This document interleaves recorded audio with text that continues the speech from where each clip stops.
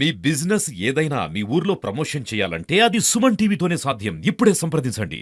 ఈ నెల 14వ తారీఖు రోజున పవన్ క్లినిక్ ముసాపూర్ మెండోర మండలంలో కాంపౌండర్గా పనిచేసే దిలీప్ శర్మ అనే వ్యక్తి హత్య గావించబడ్డాడని వాళ్ళ భార్య సాగరిక ఇచ్చిన ఫిర్యాదు మేరకు మెండోర పోలీస్ స్టేషన్లో కేసు నమోదు చేయడం జరిగింది. ఈ కేసు దర్యాప్తులో భాగంగా మేము ఇన్వెస్టిగేషన్ కంప్లీట్ చేసి ఈరోజు ముసాపూర్ గ్రామానికి చెందిన శ్రీకర్, అదేవిధంగా కొడిచెర్ల గ్రామానికి చెందిన అక్షయ అనే అమ్మాయి ఇద్దరిని కూడా ఇతని హత్యలో భాగస్వాములుగా ఉండడం వలన వీరిద్దరిని ఈరోజు అరెస్ట్ చేసి రిమాండ్కి తరలించడం జరిగింది.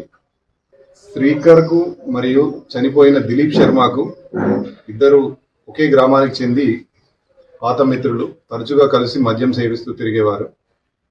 అదేవిధంగా శ్రీకర్, ఈ అక్షయ అనే అమ్మాయి మెండోరాలో ఒకే స్కూల్లో కలిసి పనిచేస్తున్నారు.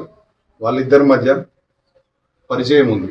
ఆ పరిచయంతో మొన్న 13వ తారీఖు రోజు దిలీప్ శర్మ వాళ్ళ పిల్లలు మరియు వాళ్ళ భార్య ఇద్దరు కూడా మహారాష్ట్రలోని సొంత ఊరుకు పోయినారని ఈ శ్రీకర్ను అక్షయని తీసుకొని వాళ్ళ ఇంటికి రమ్మని చెప్తే వాళ్ళ ఇంటికి వెళ్ళడం జరిగింది.